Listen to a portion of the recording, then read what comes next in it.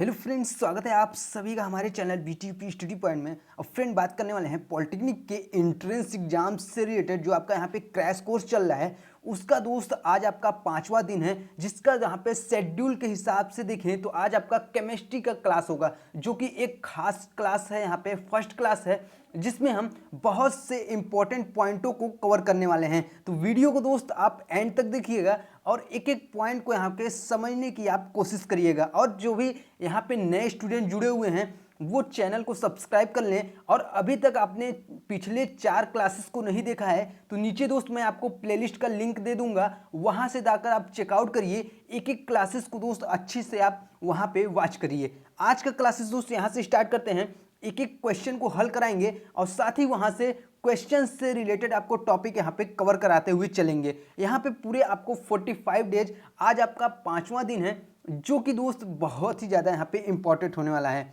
तो यहाँ पे चलते हैं, क्लासेस को स्टार्ट करते हैं दोस्त। पहला क्वेश्चन है यहाँ पे, मृदु साबुन बनाने में आवश्यक पदार्थ है। तो मृदु साबुन बनाने में आवश्यक पदार्थ कौन सा है दोस्त? वो आपका है कास्टिक पोटास। क्या है दोस्त? कास्टिक पोटास मृदु साबुन बनाने में आवश्यक पदार्थ है।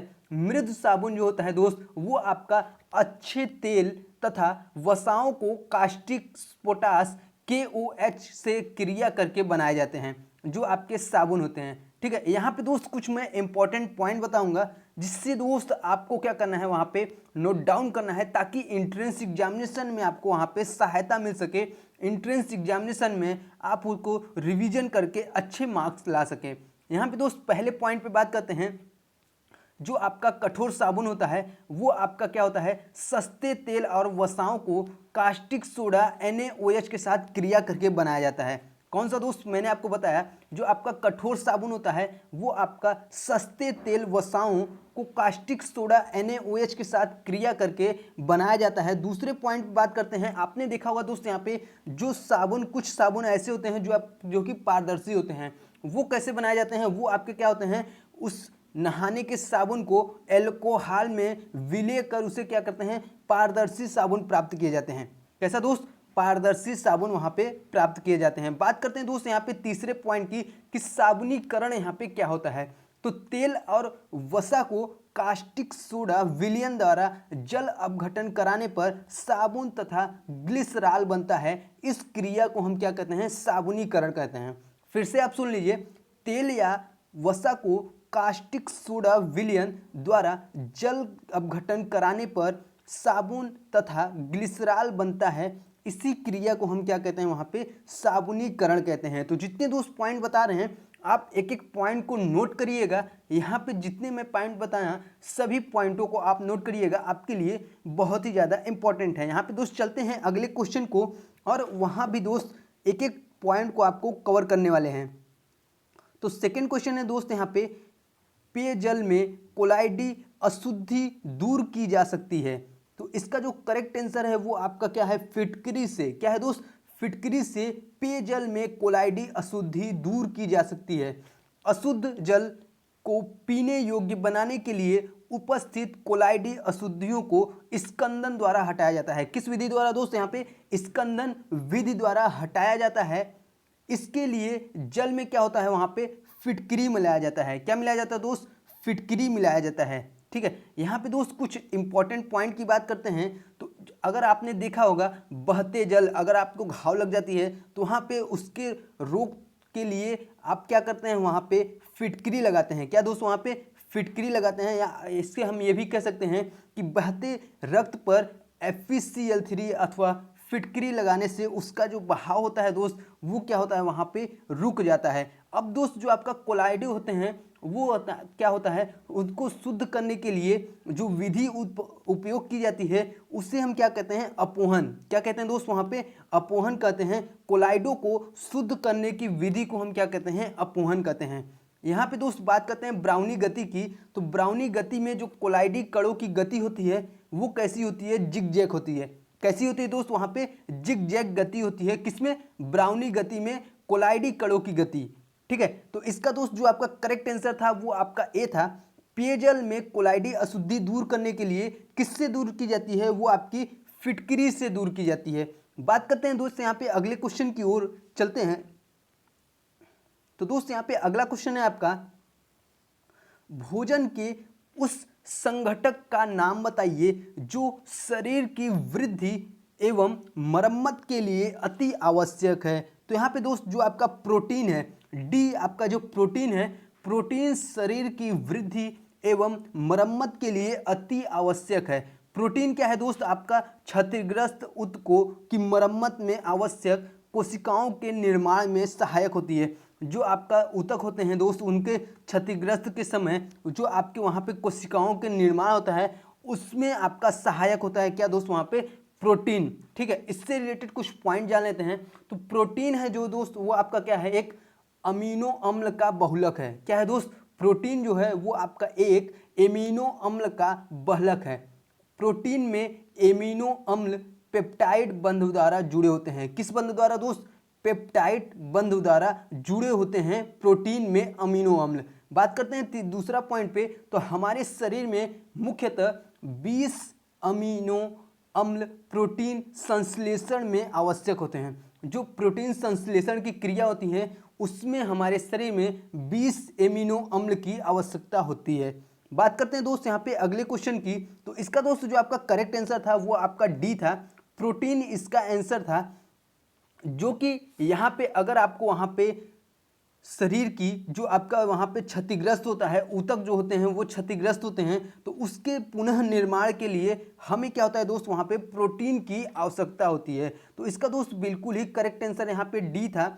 बात करते हैं दोस्त यहाँ पे अगले क्वेश्चन की। तो यहाँ पे दोस्त आपका अगला क्वेश्चन था वो आपका आयनिक बंध बनता है। तो आयनिक बंध आपका कब बनता है, वो आपका किसके बीच बनता है, तो वो आपका धातु एवं अधातु के बीच में बनता है। किस में बनता है दोस्त, धातु एवं अधातु के बीच में जो होता है वो आपका आयनिक बंध बनता है। ये आयनिक बंध होता क्या है, इसे हम विद्युत संयोजी बंध भी कहते हैं। जो आपका आयनिक बंध होता है दोस्त उसे हम क्या कहते हैं, विद्युत संयोजी बंध भी कहते हैं।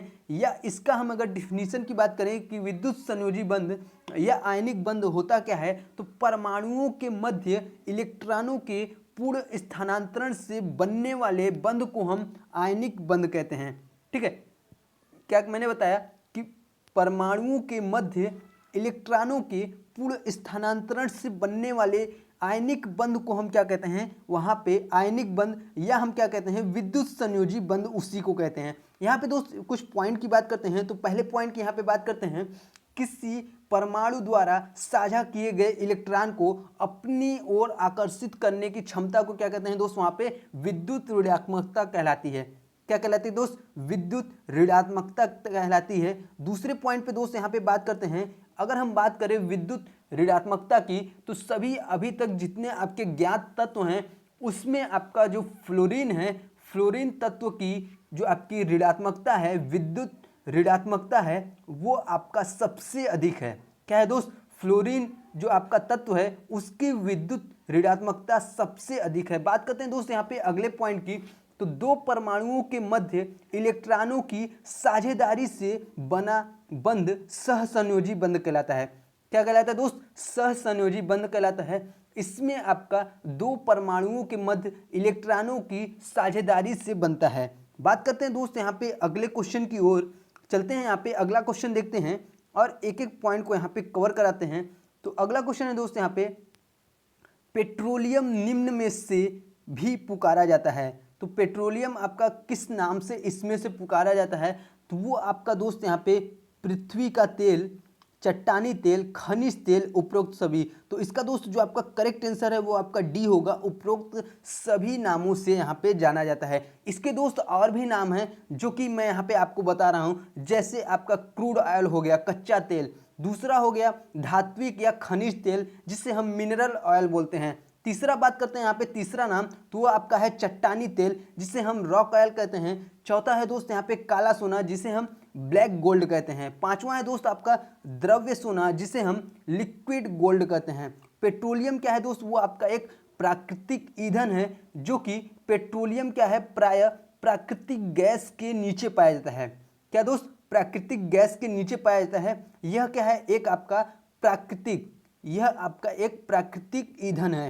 पेट्रोलियम दोस्त भू प्रॉपर्टी के बहुत नीचे अवसादी परतों के बीच में पाया जाने वाला संतृप्त हाइड्रोकार्बन है। यह कैसा होता है दोस्त? यह आपका काले भूरे रंग का गाढ़ा तैलीय द्रव्य है। कैसा है दोस्त? गाढ़े भूरे रंग के गाढ़ा तैलीय द्रव्य है। यहाँ पे दोस्त हम बात करते हैं कुछ इंपॉर्टेंट पॉइंट की। अगर हम बात करें यहाँ पे कच्चे तेल की, तो कच्चे तेल को प्रभाजी आसवन विधि द्वारा शुद्ध किया जाता है। किसे दोस्त? प्रभाजी आसवन विधि द्वारा शुद्ध किया जाता है। अगर दोस्त हम बात करें यहाँ पे दुनिया का सबसे पहला तेल कुआं, तो वो कहाँ खोदा गया? वो आपका अमेरिका के पेंसिल्वेनिया, कहाँ दोस्त? अमेरिका के पेंसिल्वेनिया शहर में खोदा गया दुनिया का सबसे पहला तेल कुआं। बात करते हैं दोस्त यहाँ पे अगले पॉइंट की ओर। तो अगला पॉइंट है यहाँ पे, जो पदार्थ पेट्रोलियम और प्राकृतिक गैस से प्राप्त किए जाते हैं उसे हम पेट्रोकेमिकल कहते हैं। क्या कहते हैं दोस्त? पेट्रोकेमिकल कहते हैं। बात करते हैं यहाँ पे अगले पॉइंट की ओर। तो अगला पॉइंट है दोस्त यहाँ पे CNC, आपने नाम सुना होगा। क्या दोस्त? CNG आपने यहाँ पे नाम सुना होगा। तो CNG का यहाँ पे पूरा नाम क्या है? तो CNG का पूरा नाम क्या है दोस्त? यहाँ पे संपीड़ित, क्या है? संपीड़ित प्राकृतिक गैस। क्या है दोस्त? संपीड़ित प्राकृतिक गैस, जिसे हम कंप्रेस्ड नेचुरल गैस कहते हैं। क्या कहते हैं दोस्त? कंप्रेस्ड नेचुरल गैस कहते हैं। बात करते हैं दोस्त यहाँ पे अगले क्वेश्चन की, चलते हैं। और जितने दोस्त आपको पॉइंट बता रहे हैं सभी पॉइंट आप नोट करिएगा, एंट्रेंस एग्जाम की दृष्टि से आपके लिए बहुत ही ज़्यादा इंपॉर्टेंट है। जितने भी यहाँ पे नए स्टूडेंट जुड़े हुए हैं दोस्त, तो चैनल को आप सब्सक्राइब करिएगा, ताकि दोस्त इसी तरह के क्लासेस का नोटिफिकेशन और आपको पॉलिटेक्निक से रिलेटेड सारी जानकारी इस चैनल पर मिल सके। तो चलते हैं दोस्त यहाँ पे अगले क्वेश्चन की ओर। तो अगला क्वेश्चन है दोस्त यहाँ पे, किस यौगिक का कैलोरी मान सबसे अधिक है? तो दोस्त यहाँ पे जो आपका H2 है, हाइड्रोजन है जो आपका, उसका कैलोरी मान सबसे अधिक है। कितना होता है दोस्त? यहाँ पे 1,50,000 किलो जूल अपान में किग्रा। कितना होता है दोस्त? 1,50,000 किलो जूल यहाँ पे किग्रा। अगर लिखा जाए दोस्त यहाँ पे कितना हो जाएगा? 1,50,000, ये आपका किलो जूल अपान में किग्रा होता है। किसका? हाइड्रोजन का।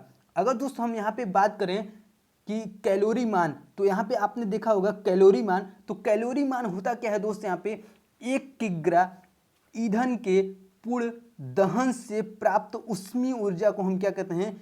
1 कैलोरी, कैलोरी मान कहते हैं। क्या कहते हैं दोस्तों? यहाँ पे कैलोरी मान कहते हैं। किसे कहते हैं? 1 किग्रा ईंधन के पूर्ण दहन से प्राप्त ऊष्मीय ऊर्जा को कैलोरी मान कहते हैं। ठीक है, ईंधन का कैलोरी मान जो होता है वो आपका किलो जूल प्रति मोल में व्यक्त किया जाता है। किसमें दोस्त? किलो जूल प्रति मोल में व्यक्त किया जाता है। अब दोस्त यहाँ पे बात करते हैं अगले कुछ इंपॉर्टेंट पॉइंट की ओर, जिसे दोस्त आप नोट करिएगा। यहाँ पे पहला पॉइंट है वैश्विक तापन, जिसे हम ग्लोबल वार्मिंग कहते हैं। इसका जो मुख्य कारण है वो आपका क्या है? कार्बन डाइऑक्साइड, CO2 है। वैश्विक तापन, जिसे हम ग्लोबल वार्मिंग के नाम से जानते हैं, उसका जो मुख्य कारण है वो आपका क्या है? यहाँ पे कार्बन डाइऑक्साइड है। बात करते हैं दोस्त यहाँ पे अगले पॉइंट की ओर। तो दूसरा पॉइंट है यहाँ पे, किसी ज्वाला का बाहरी किनारा जो होता है वो आपका सर्वाधिक गर्म होता है। सबसे अधिक कौन सा होता है दोस्त? वो आपका बाहरी का किनारा होता है। बात करते हैं यहाँ पे तीसरे पॉइंट की ओर। तो तीसरा पॉइंट है, शुष्क कार्बन डाइऑक्साइड द्वारा आग बुझाई जाती है। क्या होती है दोस्त? शुष्क कार्बन डाई द्वारा आग को बुझाई जाती है। चौथा पॉइंट पे बात करते हैं। चौथा पॉइंट है दोस्त यहाँ पे, जो आपका पानी होता है वो क्या होता है? तेल से भारी होता है। क्या होता है दोस्त? जो आपका पानी होता है वो आपका तेल से भारी होता है। तो जितने दोस्त पॉइंट बताएं, आप सब एक एक पॉइंट को नोट करिएगा, ताकि दोस्त अगर आपको पॉइंट से अगर एंट्रेंस एग्जामिनेशन में क्वेश्चन वहाँ पे बनते हैं तो वहाँ पे दोस्त आप आसानी से क्वेश्चन को सॉल्व कर पाएँ। ये दोस्त आज आपका केमिस्ट्री का फर्स्ट क्लास है, जो कि अभी आपका एक दिन और चलेगा। फिर उसके बाद क्या आएगा दोस्त? केमिस्ट्री की क्लास एक, फिर आपकी फिजिक्स आएगी और फिर आपकी मैथ में आएगी। ठीक है, हफ्ते में दोस्त आपका 6 दिन यहाँ पे क्लास चलते हैं। मंडे और ट्यूसडे क्या है दोस्त? वो आपका यहाँ पे मैथमेटिक्स का टर्न है। ठीक है, और बुधवार और बृहस्पतिवार जो है वो आपकी केमिस्ट्री का है, और शुक्रवार और शनिवार वो आपका फिजिक्स का है। संडे को दोस्त ऑफ रहता है। आप सबको रिवीजन के लिए वहाँ पे संडे का टाइम दिया गया है। बात करते हैं दोस्त यहाँ पे अगले क्वेश्चन की ओर। तो एक एक क्वेश्चन को दोस्त आप समझने की कोशिश करिएगा। वेरी इंपॉर्टेंट क्वेश्चन है, जर्मन सिल्वर है। तो इसमें दोस्त यहाँ पे आपको बताना है कि जर्मन सिल्वर क्या है। तो इसका दोस्त करेक्ट आंसर आपका ए होगा, कापर, जेडेन और निकिल। क्या है दोस्त? कापर, जिंक और निकिल का जो आपका मिश्रण होता है वो क्या कहलाता है? जर्मन सिल्वर कहलाता है। क्या कहलाता है दोस्त? जर्मन सिल्वर कहलाता है। जर्मन सिल्वर का उपयोग हम कहाँ करते हैं दोस्त? वहाँ पे बर्तन, मूर्तियाँ और आभूषण बनाने में इसका प्रयोग होता है। अगर हम यहाँ पे प्रतिशत की बात करें तो इसमें जो कापर होता है दोस्त, यहाँ पे Cu वो कितना 50% मिला होता है। और अगर हम यहाँ पे जिंक की बात करें, जेडेन की, तो ये आपका 35% यहाँ पे मिला होता है। और यहाँ पे निकिल की बात करें तो निकिल जो है वो आपका 15% यहाँ पे मिला होता है। अब दोस्त इससे रिलेटेड मैं आपको कुछ यहाँ पे पॉइंट बताऊंगा जो कि दोस्त आपके लिए बहुत ही ज़्यादा इंपॉर्टेंट है। यहाँ पे दोस्त हम बात करते हैं कांसा की, ब्रोंज की बात करते हैं यहाँ पे। तो ब्रोंज क्या होता है दोस्त? वो आपका कापर और टीन का मिश्रण होता है। क्या होता है दोस्त? कापर और टीन का मिश्रण होता है यहाँ पे, जो आपका ब्रोंज होता है, जिससे हम कांसा कहते हैं। अब यहाँ पे बात करते हैं हम दूसरे पॉइंट की ओर। तो ये आपका पहला पॉइंट था। दूसरा पॉइंट है यहाँ पे मुद्रा धातु। मुद्रा धातु किसका मिश्रण होता है? वो आपका कापर, क्या होता है दोस्त? कापर, टीन और फास्फोरस का मिश्रण होता है, जो आपका मुद्रा धातु होता है। अब यहाँ पे तीसरे पॉइंट पे दोस्त यहाँ पे बात करते हैं गन मेटल की। तो गन मेटल जो है वो आपका कॉपर, जिंक और टीन का मिश्रण होता है। किसका किसका? कॉपर, जिंक और टीन का मिश्रण होता है। ये सब पॉइंट आप नोट करते चलिए, ताकि दोस्त आपको आगे अभी चल के क्वेश्चन को जैसे ही रिपीट करना पड़े तो आप जैसे ही खोलेंगे दोस्त कॉपी को, तो आप आसानी से वहाँ पे क्वेश्चन को पढ़ेंगे, समझ जाएंगे कि यहाँ पे दोस्त इससे रिलेटेड जितने आपको पॉइंट बताएं वो सभी पॉइंट यहाँ पे कवर करेंगे। अगला दोस्त यहाँ पे बात करते हैं स्टेनलेस स्टील की। ठीक है, तो स्टेनलेस स्टील किसका मिश्रण होता है? वो आपका आयरन, क्रोमियम, कार्बन और एमएन का मिश्रण होता है। ठीक है, एमएन क्या है दोस्त? यहाँ पे मैग्नीसे, ठीक है, जिसका परमाणु क्रमांक क्या होता है? 25 होता है एमएन। ठीक है, इसका मिश्रण है, क्या है ये आपका? Stainless steel. अब जो यहाँ पे बात करते हैं पीतल की, ब्रास की। तो ब्रास जो है दोस्त, तो यहाँ पे चौथे पॉइंट पे यहाँ पे ब्रास की बात करते हैं। तो ब्रास जो है वो आपका कॉपर और प्लस जिंक का मिश्रण है। किसका दोस्त? कॉपर और जिंक का मिश्रण पीतल कहलाता है, ब्रास कहलाता है। ठीक है, तो जितने पॉइंट बताए हैं दोस्त सभी आपके लिए इंपॉर्टेंट हैं, और सभी पॉइंट दोस्त आप अच्छे से नोट करिएगा। यहाँ पे दोस्त हम चलते हैं अगले क्वेश्चन की ओर और समझते हैं दोस्त एक एक पॉइंट के इस क्वेश्चन को। यहाँ पे दोस्त बोल रहा है ऊर्ध्वपातन में सर्वप्रथम क्रिया होती है। तो सर्वप्रथम कौन सी क्रिया होती है ऊर्ध्वपातन में? तो उसमें दोस्त जो होता है वो आपका गर्मी पाकर अणुओं की गतिज ऊर्जा में वृद्धि हो जाती है। क्या होता है दोस्त? गर्मी पाकर अणुओं की गतिज ऊर्जा में अत्यधिक वृद्धि हो जाती है। अब सबसे पहले दोस्त यहाँ पे हम बात करेंगे कि ऊर्ध्वपातन क्रिया होती क्या है। तो अच्छे से दोस्त यहाँ पे समझिएगा, किसी ठोस पदार्थ को गर्म करने पर सीधे वाष्प में बदलना और ठंडा किए जाने पर पुनः सीधे ठोस में आ जाना ऊर्ध्वपातन कहलाता है। क्या कहलाता है दोस्त? ऊर्ध्वपातन कहलाता है। और ऐसे पदार्थ को हम क्या कहते हैं? ऊर्ध्वपातज कहते हैं। जैसे अगर एग्जाम्पल में देखा जाए दोस्त, तो यहाँ पे कपूर, नौसादर, NH4Cl, बेंजोइक अम्ल आदि, ये सभी क्या हैं? अगर हम यहाँ पे इसको हम गर्म करते हैं तो ये सीधे आपका वाष्प में बदल जाता है, और अगर हम इसे यहाँ पे ठंडा करते हैं तो यह आपका पुनः क्या होता है? ठोस अवस्था में यहाँ पे परिवर्तित हो जाता है। तो गर्मी पाकर दोस्त अणुओं की गतिज ऊर्जा में क्या होता है? अत्यधिक वृद्धि हो जाती है।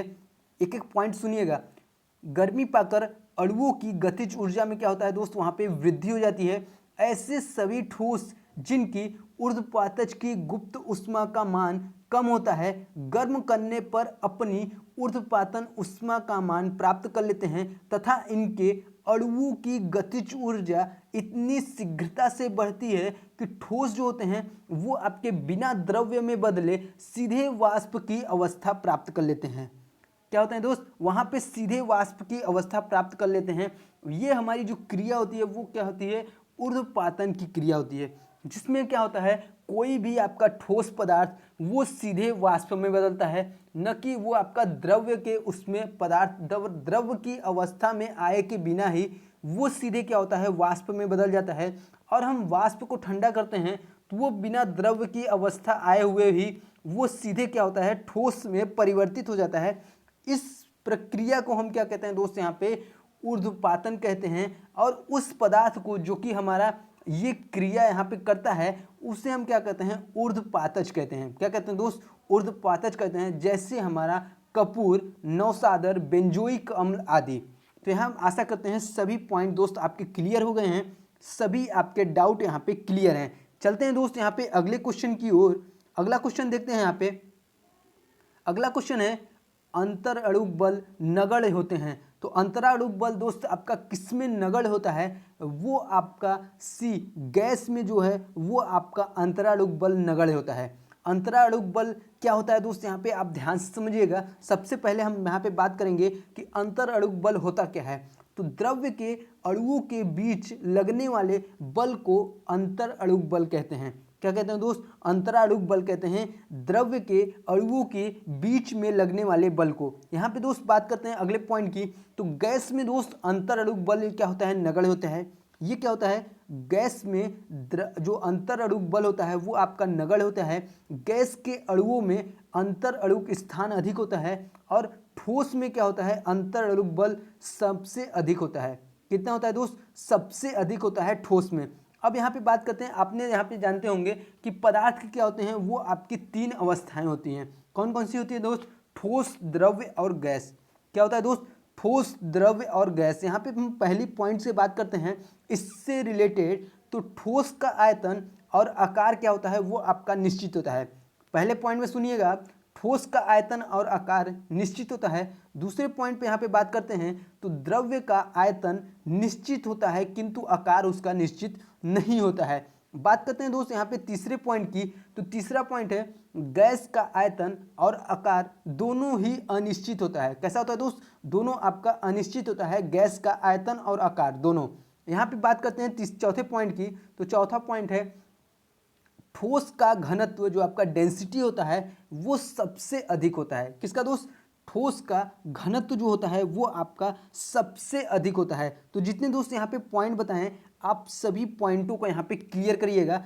अंतराणुक बल जो आपका नगण्य होता है वो किस में होता है, गैस में होता है। अगर यही बात करें कि अंतराणुक बल सबसे अधिक किस में होते हैं, तो वो आपके किस में होते हैं, ठोस में।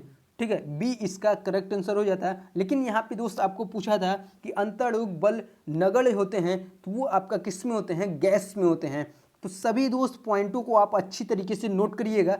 चलते हैं दोस्त यहाँ पे हम अगले क्वेश्चन की ओर, और अगले क्वेश्चन को यहाँ पे देखते हैं। अगला क्वेश्चन है, न्यूट्रॉन की खोज किसने की। तो वेरी सिंपल क्वेश्चन है दोस्त, आप सभी जानते होंगे कि न्यूट्रॉन की खोज जेम्स चैडविक ने किया। कौन किया था दोस्त, जेम्स चैडविक ने किया था। इसका सी दोस्त इसका बिल्कुल ही करेक्ट आंसर है। इन्होंने क्या किया दोस्त, दो हल्के तत्व लिए, बेरिलियम और बोरान। ठीक है, इस पे क्या किया, अल्फा कणों की बमबारी की। ठीक है, जब इन्होंने अल्फा कणों की बमबारी की तो उसमें से उन्होंने देखा कि उदासीन कण का उत्सर्जन हुआ। क्या हुआ दोस्त, उदासीन कण का उत्सर्जन हुआ, जिसे उन्होंने नाम दिया न्यूट्रॉन। क्या दिया दोस्त, न्यूट्रॉन। ठीक है, तो इसीलिए यहाँ पे न्यूट्रॉन की खोज हुई। इन्हें खोजकर्ता के रूप में जेम्स चैडविक को माना जाता है। यहाँ पे दोस्त बात करते हैं हम कुछ इंपॉर्टेंट पॉइंट न्यूट्रॉन से रिलेटेड। तो न्यूट्रॉन जो है दोस्त वो विद्युत तथा चुंबकीय क्षेत्र में विक्षेपित नहीं होते हैं। जो आपके न्यूट्रॉन होते हैं वो विद्युत तथा चुंबकीय क्षेत्र में विक्षेपित नहीं होते हैं, पहला पॉइंट। दूसरे पॉइंट पे दोस्त यहाँ पे बात करते हैं न्यूट्रॉन का द्रव्यमान। तो न्यूट्रॉन का दोस्त द्रव्यमान जो होता है वो होता है 1.675 इंटू 10⁻⁻27 kg। क्या होता है दोस्त, जो आपका न्यूट्रॉन का द्रव्यमान होता है, मास होता है, वो कितना होता है 1.675 इंटू 10⁻⁻27 kg होता है। और दोस्त यहाँ पे बात करते हैं तीसरे पॉइंट की ओर। तो तीसरा पॉइंट है, प्रोटॉन के लिए E/m का मान 0 होता है। क्या होता है दोस्त, प्रोटॉन के लिए, ध्यान से समझिएगा, प्रोटॉन के लिए E/m का मान 0 होता है। यहाँ पे ई क्या है दोस्त, ये आपका आवेश है। अगर हम एम की बात करें तो एम आपका क्या है, यहाँ पे मास है, द्रव्यमान है। अर्थात यहाँ पे प्रोटॉन के लिए आवेश और द्रव्यमान का अनुपात का जो मान होता है वो आपका क्या होता है, शून्य होता है। क्या होता है दोस्त, शून्य होता है। बात करते हैं दोस्त यहाँ पे अगले क्वेश्चन की। तो अगले क्वेश्चन को दोस्त इसको आप समझने की कोशिश करिएगा। क्वेश्चन बोल रहा है दोस्त यहाँ पे किसकी भेदन क्षमता सबसे अधिक है।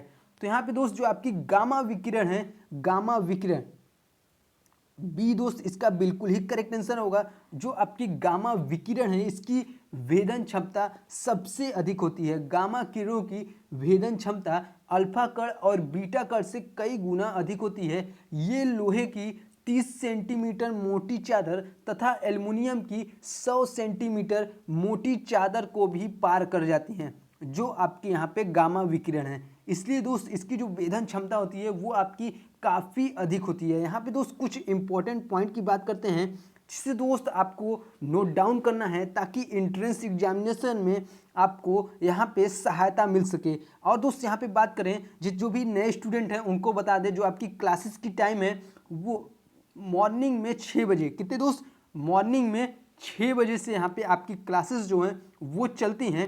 और जो भी स्टूडेंट यहाँ पे क्लास छोड़े हुए हैं, जिनका छूटा हुआ है, तो वो मैंने आपको डिस्क्रिप्शन में लिंक दे दिया है, वहाँ से जाके दोस्त आप पिछले चारों क्लासेस को दोस्त आप अच्छे तरीके से देख सकते हैं। आज यहाँ पे आज का 5वां क्लास था, ठीक है, जो कि दोस्त आशा करते हैं आपके लिए यहाँ पे यूजफुल रहा। एक एक पॉइंट आपको समझाने के लिए यहाँ पे दोस्त आपको मैं अच्छी तरीके से भली भांति समझा पाया हूँ। यहाँ पे दोस्त बात करते हैं गामा विकिरण की। यहाँ पे मैंने बताया कि जो गामा विकिरण की भेदन क्षमता होती है वो क्या होती है, सबसे अधिक होती है। अब दोस्त यहाँ पे हम बात करते हैं कुछ इंपॉर्टेंट पॉइंट की। तो पहले पॉइंट पे यहाँ पे बात करते हैं अल्फा कण की आयनीकरण क्षमता बीटा व गामा किरणों से अधिक होती है। किसका, अल्फा कण की आयनीकरण क्षमता, आयनीकरण क्षमता जो होता है वो आपका बीटा व गामा किरणों से अधिक होती है। किसका, अल्फा कण का। दूसरे पॉइंट पे दोस्त बात करते हैं यहाँ पे अल्फा कण पे आवेश। तो अल्फा कण पे आवेश जो होता है वो आपका +2e होता है। क्या होता है दोस्त, +2e होता है। अगर हम बीटा कण की बात करें तो बीटा कण पे जो आवेश होता है वो क्या होता है, -e, ठीक है, -e होता है। अगर हम यहाँ पे गामा किरणों की बात करें, गामा किरणों पर जो आपका आवेश होता है वो क्या होता है, शून्य होता है। क्या होता है दोस्त, यहाँ पे शून्य होता है। आप इंपॉर्टेंट पॉइंट है यहाँ पे याद ध्यान से देखिएगा, समझने की यहाँ पे कोशिश करिएगा। जो आपका अल्फा कण पे आवेश होता है वो क्या होता है, +2e। क्या होता है दोस्त, +2e होता है। बीटा कण पे जो आपका आवेश होता है वो क्या होता है, -e होता है। और गामा किरणों पर जो आपका आवेश होता है वो क्या होता है, शून्य होता है। बात करते हैं दोस्त यहाँ पे तीसरे पॉइंट की। तो तीसरा पॉइंट है यहाँ पे गामा किरणों का द्रव्यमान शून्य होता है। जो गामा किरणों का दोस्त मास होता है वो आपका क्या होता है, यहाँ पे शून्य होता है। क्या होता है, शून्य होता है। तो ये आप नोट करिएगा। अगले पॉइंट पे दोस्त यहाँ पे बात करते हैं चौथे पॉइंट की। तो चौथा पॉइंट है विद्युत तथा चुंबकीय क्षेत्र में बीटा किरणें अल्फा किरणों से ज़्यादा विक्षेपित होती हैं। किसमें, विद्युत तथा चुंबकीय क्षेत्र में जो बीटा किरणें होती हैं वो अल्फा किरणों से ज़्यादा विक्षेपित होती हैं। ठीक है, ये पॉइंट आप नोट करिएगा। बात करते हैं दोस्त यहाँ पे अगले पॉइंट की। तो अगला पॉइंट है दोस्त यहाँ पे प्रोटॉन तथा न्यूट्रॉन को न्यूक्लियन कहते हैं। क्या कहते हैं दोस्त, यहाँ पे न्यूक्लियन कैसे हैं, किसे कहते हैं, प्रोटॉन और न्यूट्रॉन को, प्रोटॉन तथा न्यूट्रॉन को क्या कहते हैं, यहाँ पे न्यूक्लियन कहते हैं। तो आशा करते हैं यहाँ पे सभी जितने पॉइंट बताएं आपको सारे यहाँ पे डाउट क्लियर हो गए। ठीक है, तो जो भी यहाँ पे नए स्टूडेंट अभी तक जुड़े हुए हैं आप चैनल को सब्सक्राइब करिएगा ताकि दोस्त इसी तरह के वीडियो को नोटिफिकेशन आपको लगातार मिलती रहे। और कल का दोस्त क्लासेस आपके लिए बेहद ही ज़्यादा इम्पोर्टेंट होने वाला है, जिसमें दोस्त आपको केमिस्ट्री के बहुत से इम्पोर्टेंट टॉपिक को कवर करेंगे। इसमें दोस्त आपको घबराने की ज़रूरत नहीं है। पूरे 45 दिन में दोस्त आपका एक एक क्वेश्चन के माध्यम से ही आपका पूरे चैप्टर को यहाँ पे कंप्लीट कराएंगे। वो चाहे दोस्त आपका फिजिक्स हो, केमिस्ट्री हो या दोस्त आपका मैथमेटिक्स को। अगर आप मैथमेटिक्स का वीडियो देखते हैं दोस्त वहाँ पे तो देखेंगे आपको मैंने आपको क्वेश्चन इस तरह से कराया है कि अगर आप एक बार में क्वेश्चन देखते हैं तो आपको एकदम से समझ में आ जाएगा कि क्या कॉन्सेप्ट है इसका। ठीक है, तो वीडियो दोस्त आप अच्छी तरीके से जरूर देखिएगा। अभी तक नहीं देखे हैं तो आप अभी जाइए चैनल के डिस्क्रिप्शन में और वहाँ पे दोस्त आप देखिए एक एक वीडियो को अच्छे से। तो आशा करते हैं आज का वीडियो आपके लिए यूजफुल रहा। वीडियो अच्छा लगा हो दोस्त तो वीडियो को लाइक करिएगा और दोस्तों में आप शेयर करिएगा। फेसबुक और व्हाट्सएप ग्रुप में आप शेयर जरूर करिएगा ताकि दोस्त अधिक से अधिक स्टूडेंट जुड़ सके और दोस्त क्लासेस को और भी इम्प्रूव किया जा सके। वीडियो देखने के लिए आप सभी का बहुत बहुत धन्यवाद।